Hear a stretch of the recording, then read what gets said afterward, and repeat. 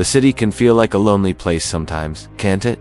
We're all rushing around, caught up in our own worlds, our own deadlines, our own worries. It's so easy to feel invisible, like just another face in a sea of strangers. But every now and then, something happens. A small, unexpected moment that pierces through the noise and reminds you of the quiet kindness that connects us all. This is a story about one of those moments. Imagine a small, cozy cafe tucked away on a side street.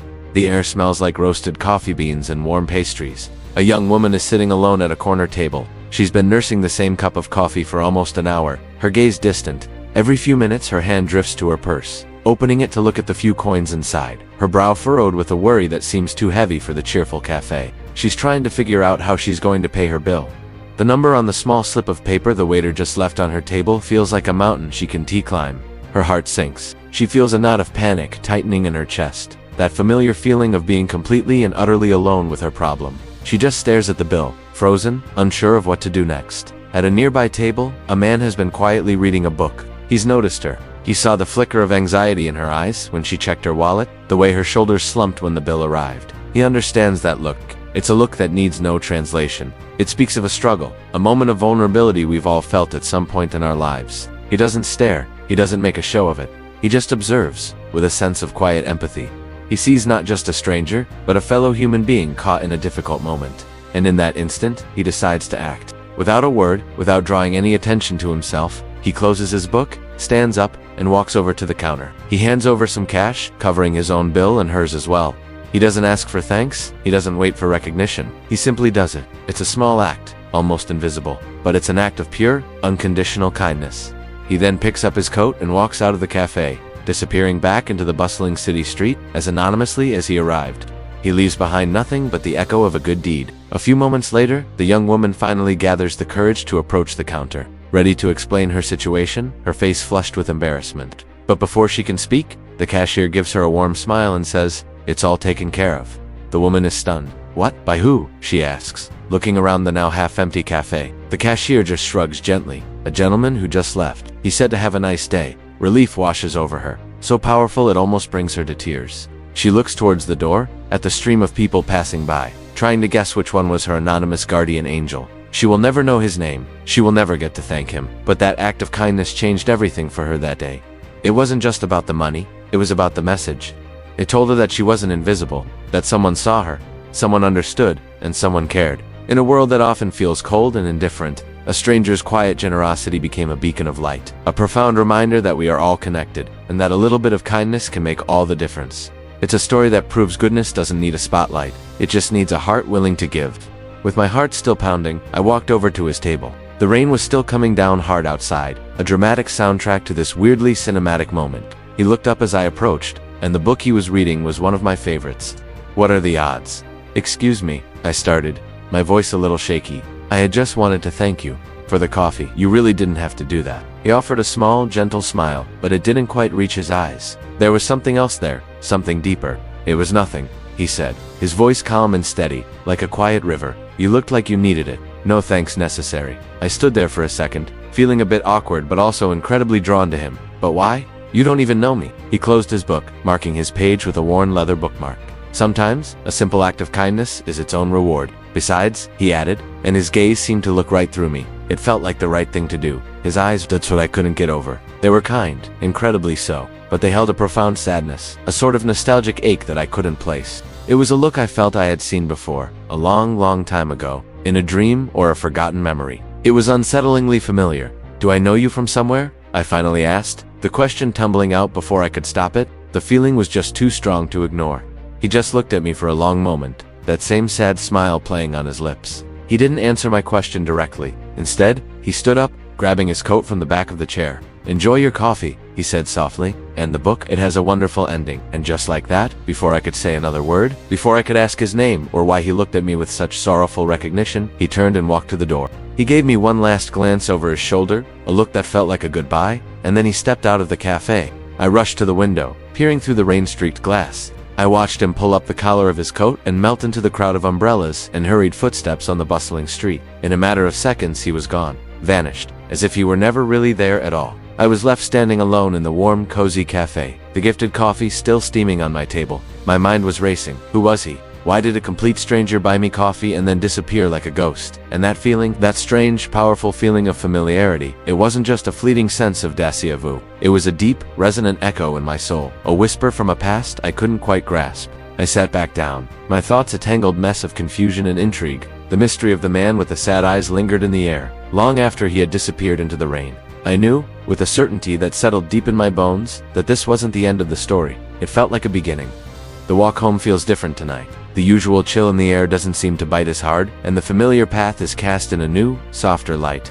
I find myself replaying the moment over and over, his face etched into my memory. The way his eyes crinkled at the corners when he smiled, the gentle tone of his voice, it was more than just simple kindness. There's something about him, an inexplicable feeling of familiarity. It's like a song you've heard once, long ago, but can't quite remember the name of. I've seen him before. I'm almost sure of it, but where?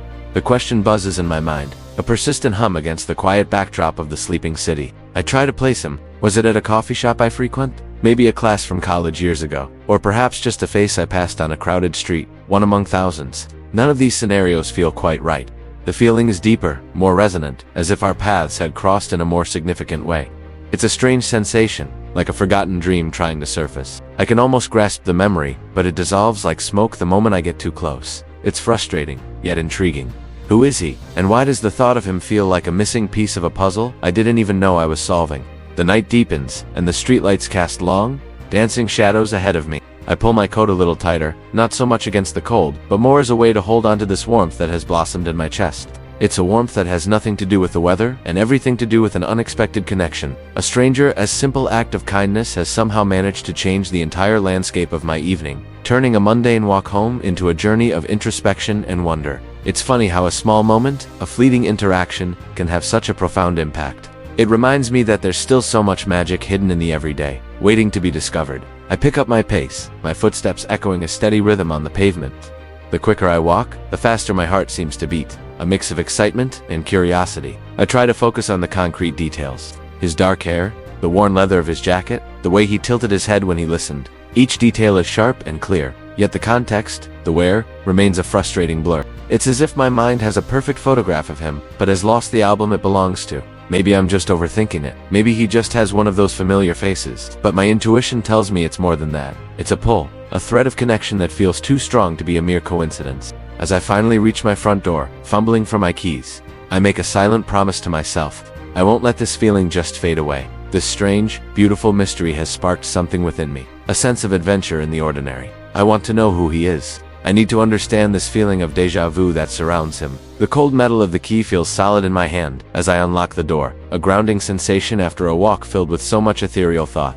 Stepping inside, the warmth of my home greets me, but it's the new internal warmth that I carry with me, a glowing ember from a chance encounter. This isn't the end of the story. It feels like the beginning. I have a feeling I'll be seeing him again, and next time I'll be ready to find out why he feels like coming home. The next day, a strange sense of anticipation hung in the air, a feeling I couldn't quite shake. It was just an ordinary Tuesday, and my only plan was a quick trip to the grocery store. The sun was bright, casting long shadows on the sidewalk as I walked. I grabbed a shopping cart, the wheels squeaking a familiar tune on the linoleum floor. I started down the first aisle, my mind a jumble of lists and errands. Bread, milk, eggs, the usual. As I rounded the corner into the produce section, my heart did a little jump. There he was, standing near the automatic doors, the same stranger from yesterday. He wasn't shopping, he was just watching. His gaze drifted over the people coming and going, a quiet observer in the bustling chaos of the store. He had that same thoughtful, almost distant look on his face. The fluorescent lights caught the strands of his dark hair, and for a moment, he seemed like a character straight out of a movie. My curiosity got the better of me. It had to be more than a coincidence, right? Seeing him twice in 2 days, in 2 different places? I abandoned my cart near the apples and started walking towards him. My steps felt slow, deliberate, as if I were moving through water. I tried to come up with something to say, something casual and not at all weird. Fancy seeing you here, felt too cliché. Are you following me? Sounded accusatory. As I got closer, I could see the details I'd missed before. The slight furrow of his brow, the way his hands were tucked into the pockets of his jacket. He must have sensed my approach because his posture tensed. I opened my mouth to speak, to say something, anything. But before a single word could escape, his eyes darted towards me for a fraction of a second. There was a flash of something in them: surprise. Panic? I couldn't be sure. He didn't give me a chance to find out. He turned abruptly, his back to me, and pushed his way through the glass doors. He moved with a sudden urgency that was jarring.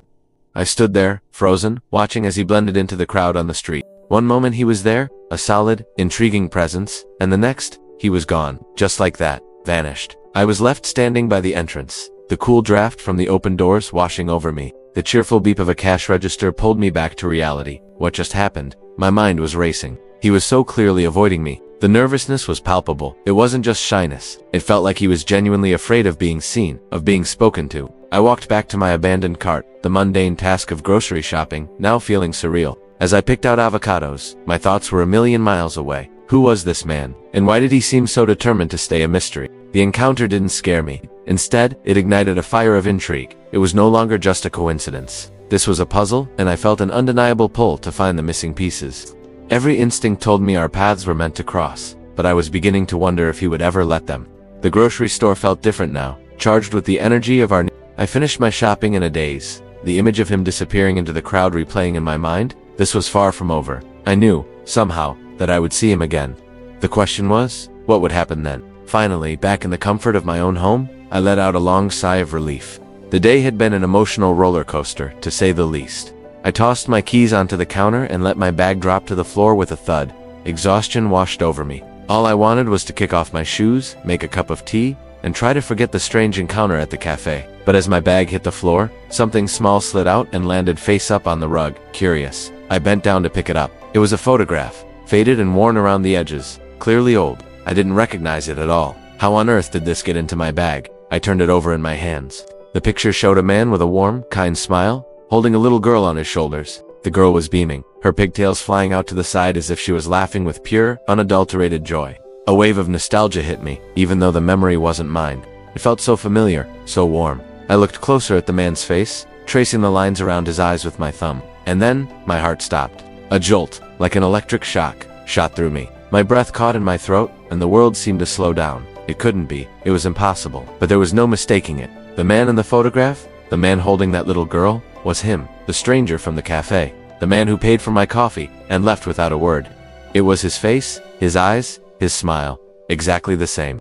I sank onto the floor, my legs suddenly too weak to hold me. My mind was racing, trying to connect the dots. How did this picture get into my bag? I never saw him put anything in there. Was it an accident? A mistake? Or was it intentional? And who was the little girl? Was it me?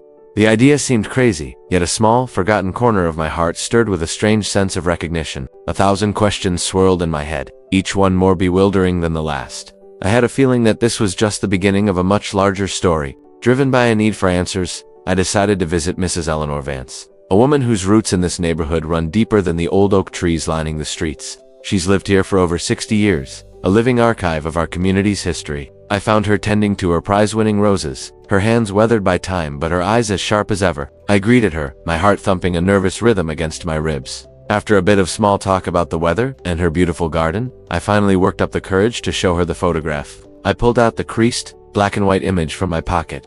As I handed it to her, I watched her face closely. Her brow furrowed in concentration, her lips pursed. She held the photo closer, her gaze fixed on the man's face. A moment of silence stretched between us, filled only by the buzzing of bees and the distant hum of traffic. Then, a soft gasp escaped her lips. A flicker of recognition, of somber memory, crossed her features. "Oh my dear," she whispered, her voice raspy with age and emotion. "I haven't seen this face in years. This is Arthur Pendleton." The name hung in the air, heavy with unspoken stories. She looked up from the photo, her eyes meeting mine, and I knew she had more to tell. She told me Arthur was a kind, quiet man, a skilled carpenter who could fix anything. He was known for his gentle smile and the sad, distant look that always seemed to be in his eyes. He and his wife Clara had a little girl. His daughter, Eleanor continued, her voice dropping lower. Her name was Lily, a beautiful child, with hair the color of sunshine and a laugh that could brighten the darkest day. She paused, taking a slow, deep breath as if the memory itself was a weight. One summer afternoon, when she was just 6 years old, she vanished. Just gone. They were at the town fair. Arthur turned his back for a second, just 1 second, and she was gone. The story sent a chill down my spine. Despite the warm afternoon sun, I could almost picture the scene, the cheerful chaos of the fair, the sudden gut-wrenching panic of a parent realizing their child is missing. Eleanor explained how the whole town searched for weeks. Police, volunteers, everyone combed the woods, the riverbanks, every street and alley, but they found nothing. Not a clue, not a trace of where little Lily might have gone. The tragedy shattered the Pendleton family. Clara, Arthur's wife, passed away from what the doctors called a broken heart just a few years later. But Arthur never gave up. He spent the rest of his life looking for her, Eleanor said, her eyes welling up with tears. Every spare moment, every cent he earned, it all went into the search. He traveled, put up posters, followed every single lead, no matter how faint. People started to whisper, you know, they said he'd lost his mind to grief. But it wasn't madness, it was hope. A desperate, undying hope. He lived out his days in that same house, a solitary figure haunted by a ghost. The rumors said he kept her room exactly as she had left it, waiting for the day she might return. He became a recluse, his heartbreak a wall between him and the world. He was the lonely man searching for his lost daughter. Suddenly, the strange drawing, the hidden key, the feeling of a presence in the house, it all started to make a different kind of sense. It wasn't a story of a specter. It was the story of a father's unending love and a loss that time could never heal. The truth was beginning to surface, and it was far more tragic and human than I could have ever imagined. My heart was hammering against my ribs, a frantic drumbeat I could feel in my throat. I tried to keep my voice steady, but it trembled as the words tumbled out. The man who lives there, the one with the sad eyes. What's his story? I asked my neighbor, Mrs. Gable, trying to sound casual, like I was just making small talk. She paused, her gardening gloves still covered in soil, and her expression softened with a deep, familiar sorrow. "Oh, you mean Mr. Allister?" she said, her voice dropping to a whisper. "Such a kind man, but he carries a heavy burden, a terrible weight." I held my breath, afraid to push but desperate to know more. "A burden?" I repeated, my own voice barely a whisper now. Mrs. Gable sighed, looking over at the quiet house next door. "Years ago, long before I moved here, he and his wife were in a dreadful car accident. It was a tragedy that shattered their world." She explained how they were on a family trip, a happy sunny day that turned dark in an instant. The details were sparse, fragments of a story passed down through neighborhood lore, but the core of it was devastatingly clear. "They lost their daughter in that accident," Mrs. Gable said, her eyes filled with a profound sympathy. Not in the way you might think. She single quotes, she survived the crash. But in the chaos, the confusion, she disappeared, vanished from the scene. My mind reeled. A lost child, a daughter who vanished. A cold dread, mixed with a bizarre electric current of possibility, snaked its way up my spine. The image of the man's face, etched with a grief so deep it seemed a permanent part of him, flashed in my mind.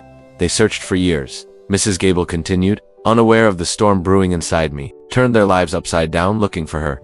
His wife Eleanor, she never recovered from the heartbreak. She passed away a few years back, still hoping, still waiting.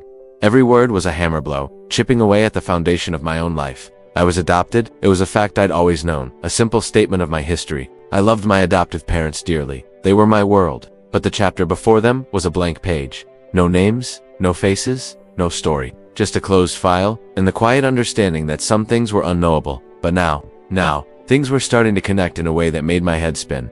The first time I saw him, Mr. Allister, there was that jolt, that inexplicable feeling of recognition. I'd dismissed it as a trick of the light, a random, fleeting thought. But his eyes, they were the same shade of hazel green as mine. I'd always been told I had my mother's eyes, but my adoptive mother's eyes were a warm, deep brown. I have her smile, her laugh, but not her eyes. The way his brow furrowed when he was lost in thought, a faint line appearing between his eyebrows, I did that too.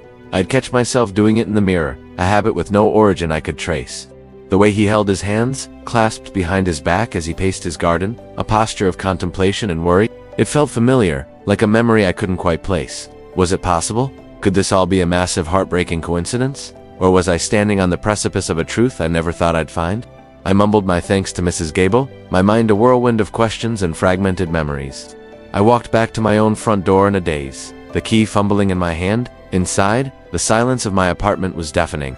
I sank onto the sofa, my body feeling heavy and weak. The adoption papers were in a box in the top of my closet, a part of my past I hadn't looked at in years. Suddenly, I needed to see them. I needed to see the date, the city, any scrap of information that might confirm or deny the insane idea taking root in my soul. Pulling down the old cardboard box, I coughed as dust filled the air. My hands shook as I lifted the lid. There it was, a thin manila folder with my name on it. Inside, the legal documents were crisp and formal. I scanned the pages, my eyes darting over the legal jargon until I found what I was looking for. The date of the adoption, the location of the agency. It was a city 2 states over, a place I had no connection to. But the date, it was 3 months after the approximate time Mrs. Gable had mentioned for the accident. My blood ran cold. It wasn't proof, not even close, but it wasn't a denial, either.